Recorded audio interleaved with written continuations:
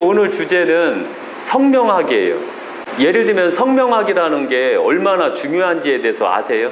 모르죠? 사주보다도 더 중요할 수가 있어요. 어떤 면으로? 그 다음에 제가 이제 유튜브 상으로 말씀드릴 때 도사라 하면 어떤 자들일까요? 도인이란. 수행을 많이 한 사람. 수행을 많이 한 자는 도사가 될까요? 도인이 될까요? 뻥이요.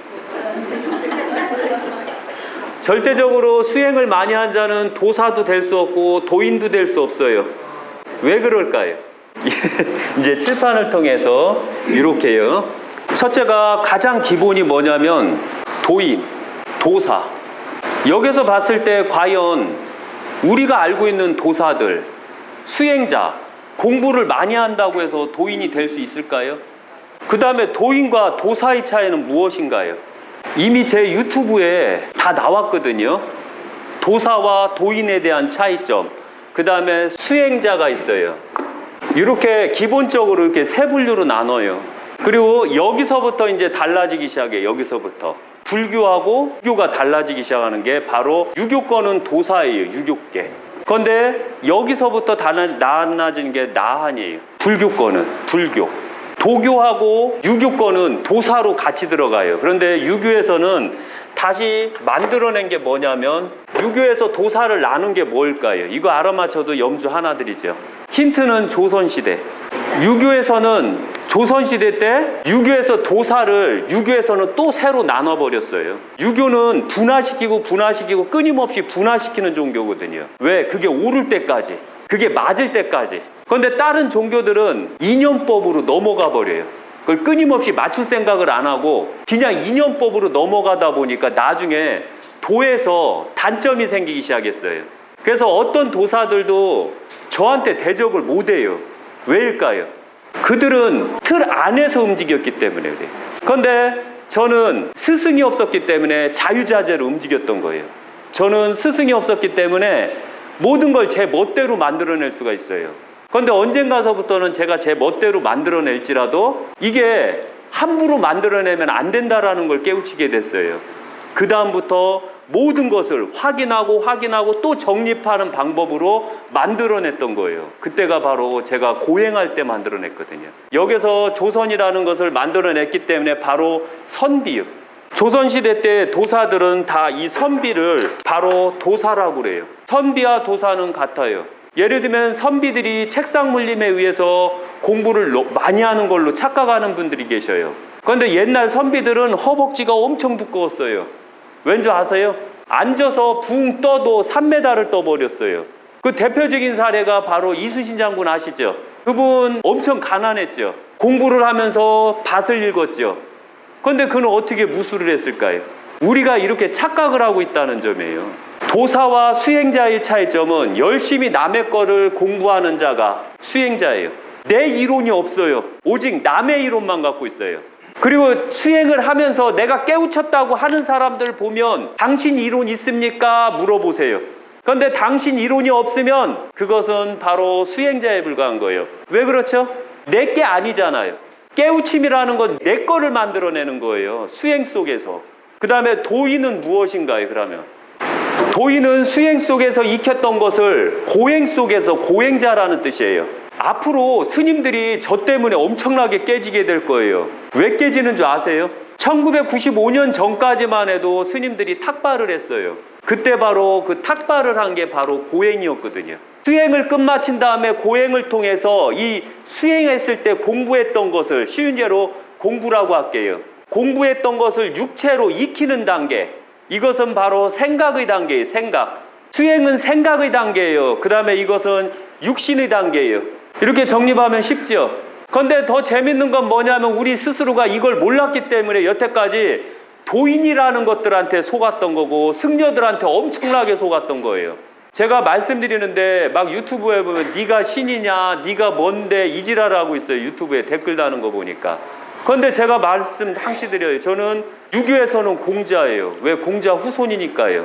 78대 손이니까 저는 공자예요. 그 다음에 불교에서는 석가모니가 제 제자예요. 공자님 삼체제자 중에 한 분이 바로 석가모니예요. 그래서 유교를 제가 다 물려받았기 때문에 그 제자들까지도 다 물려받게 돼 있어요. 그런데 저는 5,000년 전에 이미 이 세상에 나왔고 그 다음에 5,000년 만에 지금 나온 거예요. 약사생불로요. 그 다음에 도교에서는 태양이고 옥황상제라고 그래요. 왜? 이게 조건들이 다 있다는 거 잊지 마세요. 곧 무슨 뜻이냐면 어머니가 무당해야 돼요. 제 어머니는 수원에서 무당을 하고 계시고 약사함을 운영하고 계셔요. 이제 그걸 곧 찍게 돼요. 바로 요게 삼위일체가 다 맞아야지만 이치가 되는 거예요.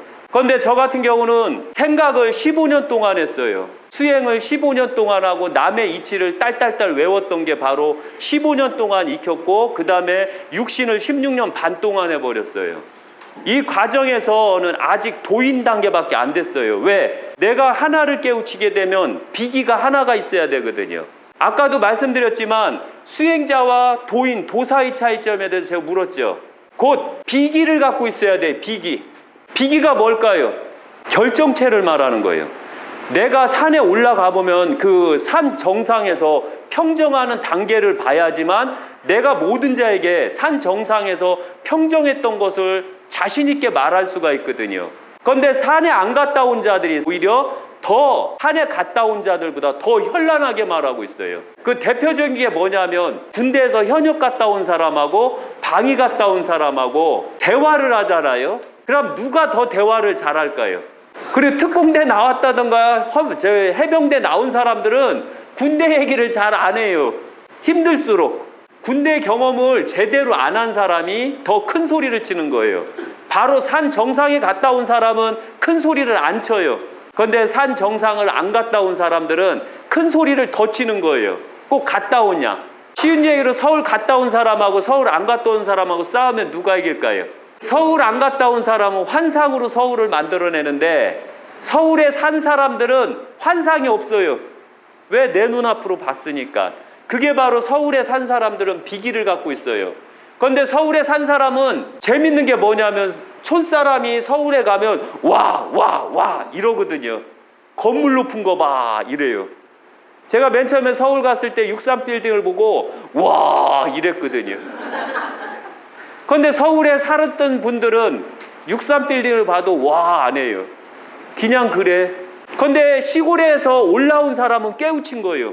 서울 사람은 63빌딩을 보고도 못 깨우치는데 시골에서 올라온 사람은 그 63빌딩을 보고 깨우치는 거예요. 이걸 바로 비기라고 그래요.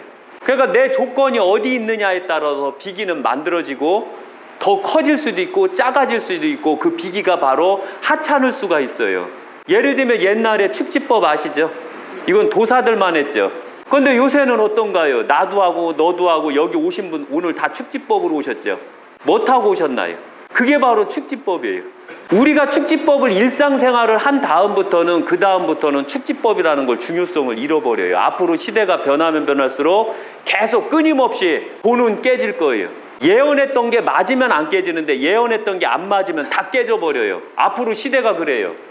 인터넷이 우리가 몰랐던 시대가 현실화 유튜브를 통해서 막 확산이 되고 있거든요. 그럴수록 돈은 계속 깨져요. 가짜 돈은 다 깨지게 될 거예요. 그 가짜 돈들이 하는 얘기가 뭔지 아세요? 공통점이 뭔 뜻일까요? 그 가짜 돈들이 하는 얘기가 의심하지 말고 믿어라. 이해 가시겠죠? 그 얘기를 하게 되면 다 사기꾼이고 사기를 칠 확률이 가장 높아요. 그러나 저도 그럴 때가 많아요. 몸이 안 좋다던가 하는 사람들을 딱 오면 제가 항시 그래요. 저한테 반 죽어야지 좋아집니다. 그리고 저를 철저하게 신으로 섬기십시오. 그래야지 좋아집니다. 전 그 사람을 좋게 하기 위해서 반 죽여버리거든요. 그래야지 좋아지는 걸 어떻게 해요? 안 죽으면 안 좋아져요. 여기 받는 분들 계시죠? 도인절법. 반 죽지요. 아파 죽지요. 엄살쟁이도 엄청 많아요. 그러나 21일이 되면 안 아파요. 웃는 분들은 경험하신 분이 경험 없이 왜 웃어요? 경험한 사람만 웃을 수 있는 거예요. 그거는. 그리고 어떠한 것든 맡겨만 주시면 참기만 하면 제가 반 죽여버리면 이상하게 좋아져요. 희한하게. 그래서 바로 이 수행자와 도인의 차이는 도를 공부를 하고 내 육신으로 그동안 수행 속에서 공부했던 것을 확인하고 또 확인을 해요. 그 확인한 가운데에서 내가 여태까지 생각과 공부를 통해서 내 육신으로 익혔던 게 이 부분은 맞고 이 부분은 안 맞는구나 라는 걸 아는 단계가 바로 도인의 단계예요. 그래서 도인의 단계에서도 내 이론이 만들어낼 수가 있어요. 그런데 재밌는 건 도인의 단계에서도 내 이론을 갖고 있지를 못한 자들이 있어요. 그 틀에서 헤어나지 못한 자들은 절대적으로 이 도인에서도 비기를 만들어낼 수가 없어요. 그 다음에 만들어내는 게 바로 도인 단계에서 도사예요. 그럼 도사는 누구를 도사라고 할까요? 머리 굴리면 안 돼요. 도사라는 건 사자가 들어가잖아요. 그렇다고 사기치는 자가 도사가 아니에요. 도인하고 도사는 틀려요. 도인의 능력은 끽해야 4가지에서 5가지 정도의 능력밖에 안 돼요. 이 능력밖에 안 돼요. 능력. 그런데 도사는 얼마나 많은 능력을 갖고 있을까요? 그리고 도사가 되려면 이미 타고나야 돼요. 그 도사의 운명을 타고나야 돼요. 그런데 이 도사의 운명을 타고난 자가 내 사익감으로 온다, 내 며느리감으로 온다 할 때 받아들이지 마세요. 왠 줄 아세요? 이가 깨우치기 전까지는 그 집안을 쑥대밭 만들어버려요. 아예 콩가루를 만들어버려요. 아예 완전히 폭삭 주저앉혀버려요. 저는 대도인 팔자예요. 그리고 도사가 돼버렸어요. 제가 5살 때 5세 때 저희 집안은 쑥대밭 만들었어요. 이거 저희 어머니 보면 안 되거든요. 왜냐면 제가 집안 망친 장본인이기 때문에. 저희 어머니가 보면 저 승질 엄청 낼 거 아니에요. 다 늙어서 이제서야 알았으니. 그래서 5살 때 저희 집안을 쑥대밭 만들어버려요. 그래야지만 제가 깨우치는데 문제가 없으니까요. 하늘에서 그래야지만 제가 깨우치게 만들기 위해서 어쩔 수가 없는 상황이에요. 그래서 항시 도사팔자가 나온다던가 도인팔자가 나오고 무당도 마찬가지예요. 대무당이나 소무당들이나 소무당까지는 괜찮아요. 중무당, 대무당, 중도인, 대도인이 나오면 빨리 절에 파는 게 좋아요. 그런데 그보다 급수가 높은 자한테 팔아야 돼요. 안 그러면 하나 많아요. 그 고생은 그대로 해야 돼요. 그리고 이 팔자가 되면 비기가 우리가 알 수 없는 비기가 너무 많아요. 제 비기가 저는 얼마나 될지 몰라요. 제가 갖고 있는 비기를 하도 도인 시절에 많이 깨우치고 새로 만들어낸 게 너무 많이 만들어내요. 제가 보는 손금 방법도 틀리고 제가 보는 사주 방법도 틀려요. 일반 보는 방법하고. 그들은 책에서 만들어낸 방법대로 보지만 저는 제가 만들어내야 돼요. 제 얘기 들었으면 알 거지만 저는 20살 때까지 책을 못 읽었다고 얘기했어요.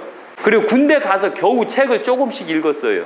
지금도 받침이 틀려서 사무장이 고쳐줘요. 사무장이 이 말 하지 말래요. 가오 떨어진다고. 그런데 거짓말을 하면 안 돼요. 제가 철칙이 거짓말하면 안 된다고 하는 철칙이거든요. 왜? 있는 대로 말해야 돼요. 제가 책을 못 읽고 책을 못 썼기 때문에 이 지식을 다 머리에다 집어넣을 수 있었던 거예요. 내가 만약에 책을 읽고 책을 썼다면 그 엄청난 지식을 내 머리에다 못 집어넣었을 거예요. 그게 어떤 면에서는 저한테는 엄청난 행운이세요. 그래서 바로 5세에 저희 집안은 쑥대밭 만들고 그 다음에 수행생활인 12살에 들어가요. 제가 이때 원효대사를 깨우친 다음부터 바로 수행에 들어가거든요. 그 다음에 수행이 끝난 다음에 구한문법을 깨우쳤어요. 원래 2000년대의 새로운 시는 구한문을 깨우쳐야 돼요. 이게 성명학을 나가는 데 있어서 그 과정이라는 걸 알아야 돼요. 성명학의 가장 기본 이론이 바로 뭐냐면 획수법에서 81수리법으로 들어가요. 바로 그 81수리가 바로 천부경을 뜻하는 거예요. 그런데 성명학을 못하는 자가 성명학을 하고 있어서 제가 이거를 점자점자 나가는 거예요. 그 다음에 자체적으로 도인 단계에서 제가 16년 반 동안 도인 생활을 했거든요. 그때 이론적으로 깨우쳤던 걸 택시를 하면서 고행을 했어요. 왜? 하루에 사람들을 새로운 사람을 계속 만나야 되니까요. 그리고 그 사람들 관상 봐줍니다. 손금 봐줍니다. 이름 봐줍니다. 집터 봐줍니다 하고 뒤에다 써놓고 다녔어요. 심지어는 회사 사장님이 그거 좀 띄면 안 되겠냐 이렇게 묻더라고요. 그래도 저는 계속 걸고 다녔어요. 그리고 물어보면 다 얘기를 해줬어요. 그때 바로 그 읽어줬던 게 바로 엄청난 비기, 새로운 이론을 만들기 시작했거든요. 기존에 있었던 이 생각에서 나온 건 필요가 없다라는 걸 깨우치게 됐어요. 그리고서 육신의 고행이 거의 16년 반 만에 다 끝난 다음에 이 도인 생활 거의 10년 정도 돼서 제가 사주를 깨우치게 되거든요. 사주도 일반 사주 보는 법하고 틀려요. 저는 머리가 나빠서 사주를 못 보겠더라고요. 그래서 그걸 싹 정립을 해버렸어요. 저한테 보신 분들은 제가 사주 싹 정립해서 아예 다 줘버려요. 그거 보고 당신 운명 만드세요, 이렇게 해요. 그리고 이제 다 끝난 다음에 사주를 통해서 제 운명이 어떤 운명인가 봤더니 저는 금기운이 강했어요, 사주에서. 금기운이 강하면 어떤 운명을 가는지 아세요? 첫째가 사람을 치유하는 능력이 강해져요. 이상하게 이렇게 만지면 사람이 치유가 돼요. 금기운이 강할 때 해당이 되는 거예요. 그 다음에 그 화기운이 있어요. 도사들은 기본적으로 도화살이 있는 거 아세요? 바로 제가 도화살이 엄청 강해요. 사방팔방 돌아다녀야 되거든요. 그렇게 하고서 도사 상태에서는 모든 걸 다 깨우치는 거예요. 기나 모든 걸 다 깨우쳐요. 그리고 사람 보는 것도 다 깨우쳐요. 그런데 흔히 말하는 무속인과 도사의 차이점이 있어요. 무속과 도사는 틀려요. 무속인들은 몸에 신이 들어와서 가르쳐주는 방법을 써요. 실제 그 무속인들은 내가 아는 게 별로 없어요. 그래서 어떤 면으로서는 무속인들한테 가면 신이 안 들어온 상태에서 무속인한테 가면 빡빡빡 우긴다고만 생각해요. 그러나 그때 신이 딱 들어왔을 때 접신이 들어가서 사람들한테 대화할 때 이때 얘기가 달라져요. 그런데 도사들은 다 자기 육신으로 그 귀신이나 사람 보는 거 모든 걸 다 깨우쳐야 돼요. 깨우쳐야지만 바로 도사가 되는 거예요. 그리고 도사는 바로 역에서 나오는 우리가 정확하게 우리가 흔히 알았던 거가 뭐냐면 팔계예요. 이걸 깨우치게 돼요. 이 팔을 깨우쳤던 게 이게 바로 도사예요. 이 팔계를 깨우치게 되면 사방팔방, 이 사자가 보면 사방팔방이라는 뜻도 돼요. 동서남북, 북과 남, 동과 서를 정확하게 깨우친 자. 그렇게 하고서 서비스로 서남간, 그 다음에 북서간, 그 다음에 동북간, 동남간을 깨우치는 자가 돼요. 그럼 이걸 깨우치게 되면 바로 기본이 풍수를 깨우쳐요. 풍수를 깨우쳐버려요. 요 개를 알아야지만 이 풍수를 알 수 있어요. 요걸 다 한 자만이 도사가 될 수가 있는 거예요. 그러면 우리가 흔히 말할 때 보면 도사와 도인의 차이가 뭐죠? 아까 말씀드렸잖아요. 깨우쳤지만 한 4개에서 6개 정도 비기를 갖고 있는 사람. 그 정도 안 갖고 있으면 그 사람들은 도인으로 인정하면 안 돼요. 그냥 수행자라고 봐야 돼요. 산에 있는 사람들은 다 수행자예요. 도사나 도인들은 다 세상 밖으로 나와 있어요. 이해 가세요? 그 다음에 도사는 얼마나 깨우쳤는지 몰라요. 그 경지가. 그래서 도사의 경지는 여태까지 그 누구도 함부로 못 봤을 거예요. 그래서 도사네 도인이네 이게 언어가 틀려요.